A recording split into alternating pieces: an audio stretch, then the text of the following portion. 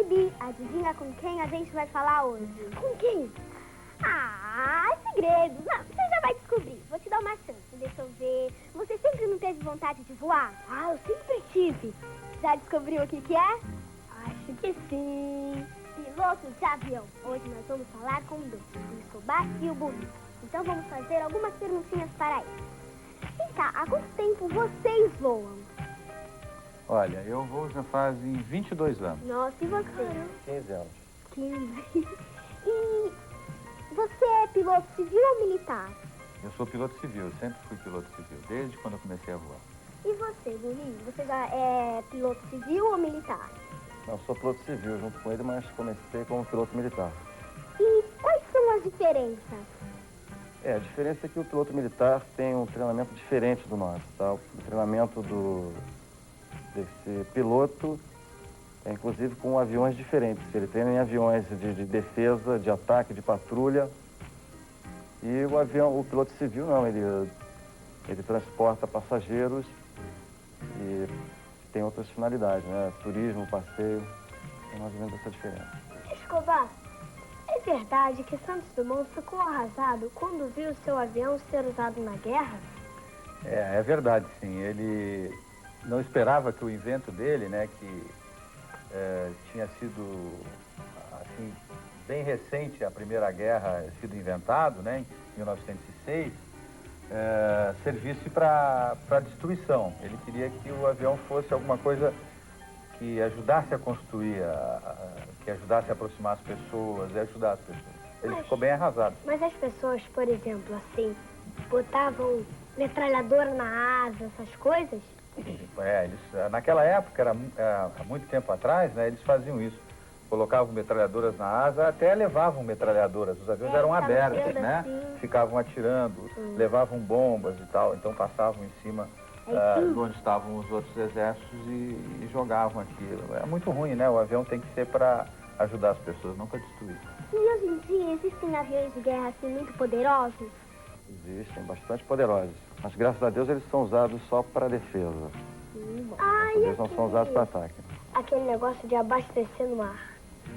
Sim, se abastecer no ar é o seguinte, o aviãozinho que precisa, por exemplo, atingir um objetivo, ele tem que atingir um objetivo que foi muito longe, então ele tem que ser abastecido, só que ele não tem onde pousar.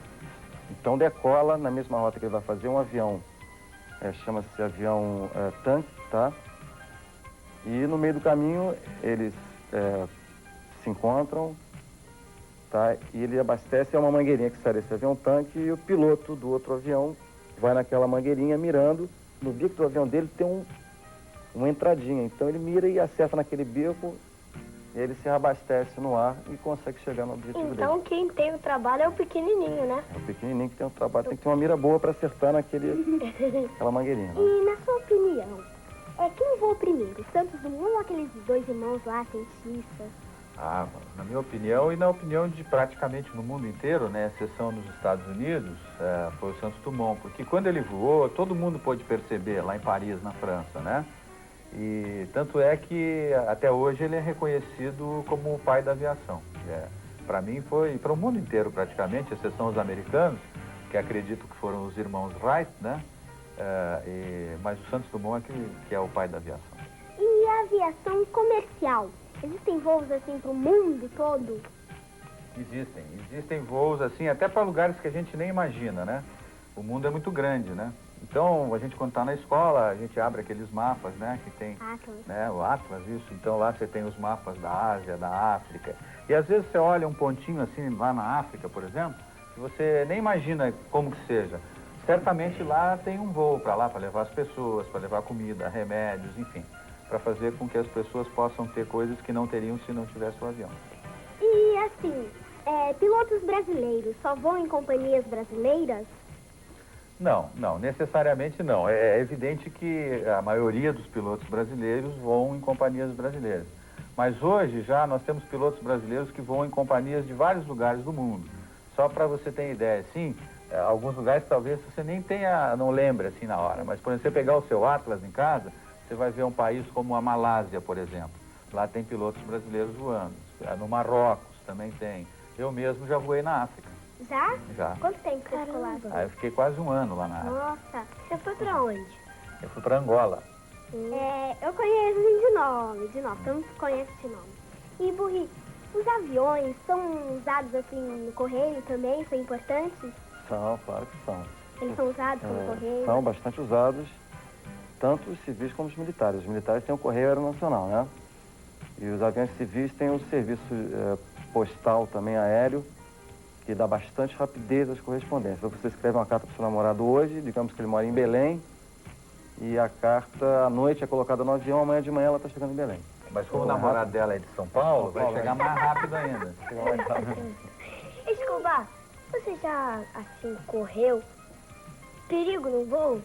Não, perigo não. Olha, eu sempre digo o seguinte, aliás, o avião, né, é um dos meios mais seguros de transporte, né? Então, às vezes as pessoas têm medo de voar, mas é porque não conhecem, né? Não sabem direito como funciona o avião, como o piloto é treinado, como o avião é cuidado. Mas é muito seguro. Então, eu diria para você o seguinte, perigo eu nunca corri. Eu já tive, assim, situações, né, em que alguma coisa não estava funcionando como deveria funcionar. Mas como a gente é muito treinado nos simuladores de voo, nas classes, a gente estuda muito o tempo inteiro, aquilo já quase não é considerado um perigo. É só uma coisa não muito normal, vamos dizer assim. E você, Burri, já correu algum perigo? Eu diria o que ele disse também, não, perigo não. Porque nós temos um treinamento bem, assim, aperfeiçoado com simuladores de voo e tal, que você simula todas as emergências, então você está preparado para enfrentar esse tipo de problema. Ô, Burri, tem algum lugar assim do Brasil ou do mundo que precise mesmo de avião? Se tem algum lugar no Brasil que precise de avião, é claro que tem. Qual lugar que precisa, assim, direto de avião? Nós temos lugares na própria Amazônia. Nós temos populações mais carentes que precisam com que chegue remédios e comida e mantimentos, essa coisa toda. Então, o avião é um meio de transporte bastante importante para essas localidades, né? Mais você quer ver, Cíntia, por exemplo, só para falar disso um pouquinho também. Se você quiser, por exemplo, mandar um trem ou mandar um caminhão para levar comida assim para um lugar muito distante na Amazônia, o que você teria que fazer? Uma tremenda de uma estrada, né? É longe, uma estrada enorme. Agora, se você quiser mandar um avião, você precisa fazer só uma pista lá naquele lugar, porque o avião não precisa de estrada, ele voa pelo ar, né? É mais rápido também. Vai muito mais rápido e você, por exemplo, uma pista pode ser de 2 quilômetros, por exemplo, né? E a estrada para ir até lá teria que ser no mínimo 1.500 quilômetros, 2.000 quilômetros. Eu vi no jornal um avião que podia pousar na grama, ele podia pousar assim. Tem aqueles aviãozinhos no campo de futebol, não precisava de uma pista tão grande. Então, você quer ver, olha, até mesmo na novela, né, no Pantanal, você não vê aquele aviãozinho pequenininho? Então, aquelas pessoas que moram lá no Pantanal, elas dependem daquele aviãozinho, porque tem uma época ou então para levar no hospital, para ganhar o nenê, se for preciso, né? Então tem a época que a água sobe no Pantanal e você não consegue passar de carro e tal. Então você tem que ir com o aviãozinho, porque o aviãozinho pequenininho, ele posa naquela pista de grama, decola, eleva as pessoas. Qualquer lugar, né? Em qualquer lugar. E os aviões têm sempre que ser muito bem cuidados?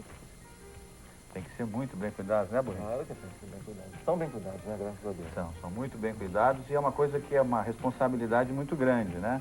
Então o avião, ele tem várias coisas dentro dele, né? Elétricas, que tem ar-condicionado, por exemplo, que as pessoas... O avião sobe muito, né? Você sabe, quanto mais você subir, por exemplo, uma montanha, você sobe muito, chega lá, está muito frio, né? Então as pessoas, como o avião sobe muitas vezes mais alto do que uma montanha, as pessoas iam ficar congeladas lá. Então precisa ter ar-condicionado, então precisa ter oxigênio, o avião precisa ter coisas elétricas. Para cada uma dessas coisas, tem técnicos que são muito bem formados para cuidar delas.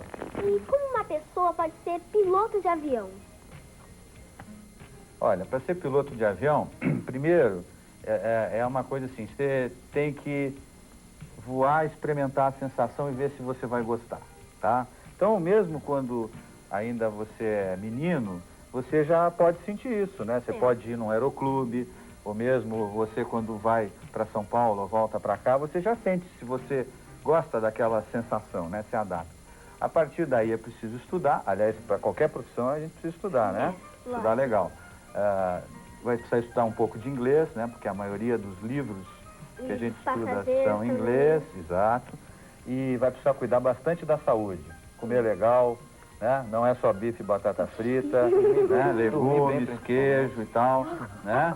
Tem que se cuidar bem da saúde, porque a saúde para o piloto é muito importante. Ele de 6 em 6 meses tem que fazer um exame médico para ver se está tudo bem com ele, para ver se ele pode continuar voando. Peraí. E como é que é aqueles botõezinhos todos lá? É difícil para mexer, para aprender? Não é difícil, como tudo, né? Ser piloto não é uma coisa assim que não seja uma coisa muito difícil, né?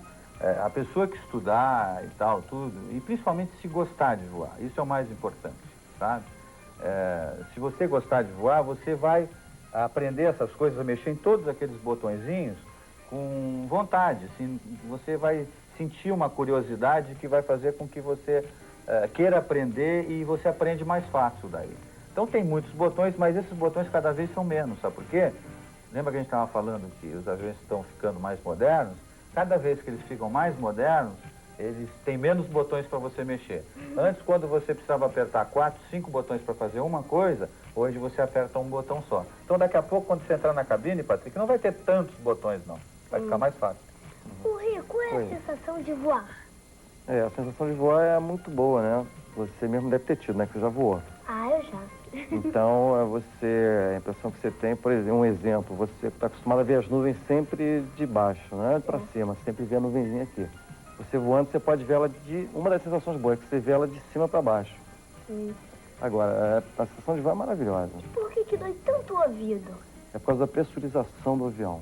O que é isso? A pressurização é que, exemplificando, é que o avião, quando sobe, ele vai muito alto, né? E quanto mais você sobe na atmosfera, o ar é mais rarefeito e você teria dificuldade de respirar. Tá? Então tem que ser colocado ar dentro do avião. E toda vez que é colocado esse ar, você sente no ouvido essa dorzinha, não? Por que quando a gente assim passa no meio de uma nuvem, o avião vai lá em cima e volta, dá aquele balanço? É por causa por causa de vento, né? Normalmente as nuvens contêm um pouco de turbulência, de vento, mas não é nada de grave, né? E qual o sonho profissional de vocês? Olha, bom, primeiro é o seguinte, o sonho meu não é um sonho contínuo, sabe? É saber que essa profissão, ela ajuda a aproximar as pessoas, tá? Então, por exemplo, para mim já é um sonho fazer com que eu transporte pessoas daqui para um lugar muito distante, onde elas vão conhecer outras pessoas, vão se tornar amigas, vão trocar ideias, enfim, vão conhecer costumes diferentes, né?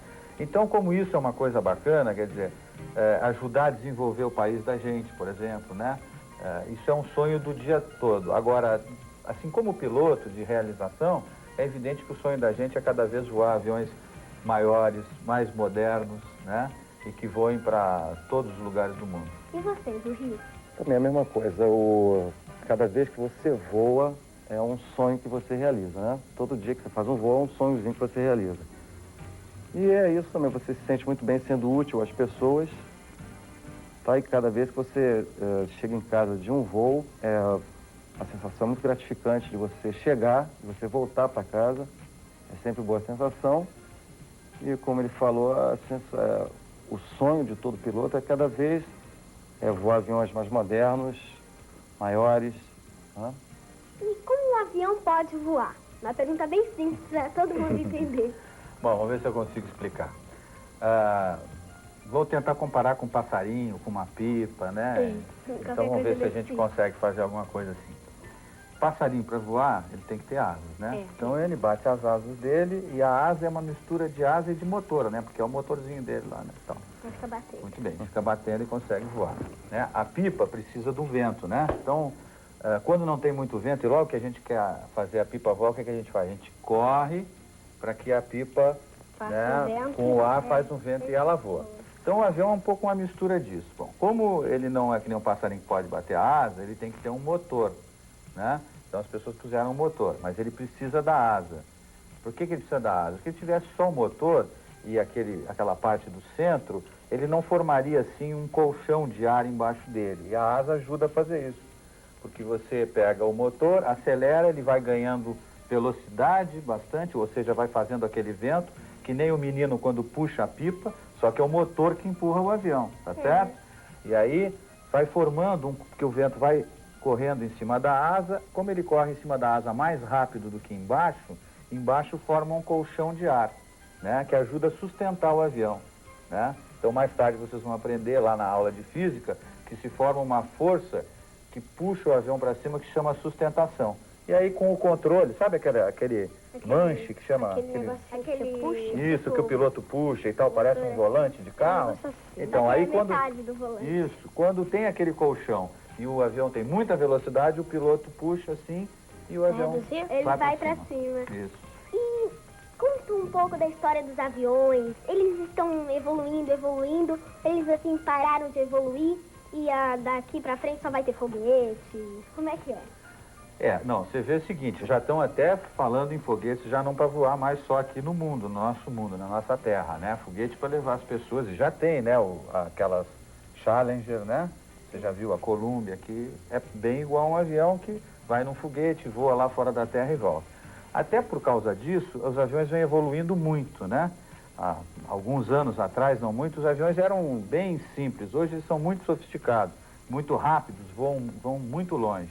Mas isso só ainda não é suficiente para o homem, porque ele quer que o avião leve ele muito longe o mais rápido possível. Então hoje eles já estão assim projetando uma mistura de avião-foguete, que ao invés de ir reto, por exemplo, para a Europa, ele vai subir bem alto e depois desce. Então ele aproveita aquela rotação da Terra. Então ele, em vez de ir para a Europa gastar 10 horas, vai gastar uma. E o que é simulador de voo? Bom, a gente estava falando da evolução dos aviões, né? Então, uma coisa que evolui junto com os aviões e precisa evoluir é como os pilotos aprendem a manejar os aviões nas situações difíceis, né? Então, como a gente não pode fazer isso nos aviões com os passageiros, o homem inventou uma coisa que chama simulador de voo. Esse simulador, ele é igualzinho a um avião, só que ele não tem todas as poltronas de passageiro. É a cabine do piloto e lá o piloto senta, o outro piloto senta, enfim, os pilotos sentam lá para treinar. Então, o que acontece? É como se você estivesse voando, é igualzinho como se estivesse voando de noite. E aí, então, o professor lá, o instrutor, que a gente chama, o professor que ensina o piloto, ele pode fazer o seguinte, fazer parar uma turbina, por exemplo, para um motor. E o piloto, então, vai treinar como que ele vai conseguir pousar o avião sem aquele motor funcionando. Ou então ele faz com que, parece que ele simula que o sistema de eletricidade do avião parou de funcionar. Ora, você sabe que muitas coisas no avião são elétricas. Então, se aquilo parar de funcionar, tem muitas coisas que precisam ser feitas para que o avião possa continuar voando. Então, o piloto vai lá e treina tudo aquilo para que, se acontecer isso na realidade, ele já saiba como vai fazer sem que as pessoas corram nenhum risco. Então, o simulador é uma maneira de você treinar todas as possibilidades de coisas difíceis que possam ocorrer no avião, para que, se caso isso um dia venha a ocorrer, o que é muito remoto, muito poucas vezes acontecem essas dificuldades, mas a gente treina o tempo inteiro porque é muito importante a segurança das pessoas. Sim. E você está no simulador de voo. E o instrutor, que nem você falou, o professor, fala que acabou a gasolina. O que você faz? Bom, primeiro não devia ter acabado a gasolina, porque uma das coisas que o piloto precisa fazer é sempre calcular muito direitinho quanta gasolina ele precisa para fazer uma viagem. E a gente nunca tem só gasolina, por exemplo, para ir de São Paulo até o Rio. Porque se chegar no Rio e o tempo estiver ruim, como que você vai fazer, né? Então é o seguinte, normalmente a gente tem gasolina, né? E na realidade os aviões a jato, eles não usam gasolina, o combustível é querosene, é o querosene de aviação. Então ele tem o querosene para ir até o Rio, e se caso o tempo no Rio estiver ruim, ele ainda tem querosene para voltar para São Paulo, por exemplo, tá? E ainda para voar mais no mínimo 1 hora, né? Então, dificilmente a gasolina vai acabar. Mas se isso acontecer, digamos que não seja a gasolina, porque você quer dizer, a gasolina acabou, a querosene, os motores parariam de funcionar. Mas os motores podem, eventualmente, assim, uma possibilidade, uma em 1 bilhão, pararem de funcionar por outra razão. Então o piloto é treinado também para isso, para poder tentar alcançar um lugar onde ele possa pousar da forma mais segura, com o motor nenhum funcionando. Até isso a gente treina. Nossa! Oi. Existe mesmo piloto automático? Claro que existe piloto automático. Mas como é que ele vai apertar um botão? Ele se levanta da carteira, vai lá e aperta o Piloto botão? automático? Não, o piloto automático ele não se mexe. Ele fica paradinho no painel do avião, é um painelzinho que você é o piloto que comanda o piloto automático. Você dá ordens para ele, você mexe, é feito um computador que comanda, digamos, a superfície de comando do avião. Se você quer que o avião desça, você mexe no piloto automático e ele, então, vai descer. Se você quer subir, você programa o piloto automático para subir e ele vai subir para você. É um computador? É o computador. Então, obrigada pela participação de vocês. Gostei muito. A gente ficou sabendo de várias coisas. Obrigada. E daqui a pouquinho, amiguinhos, tem mais.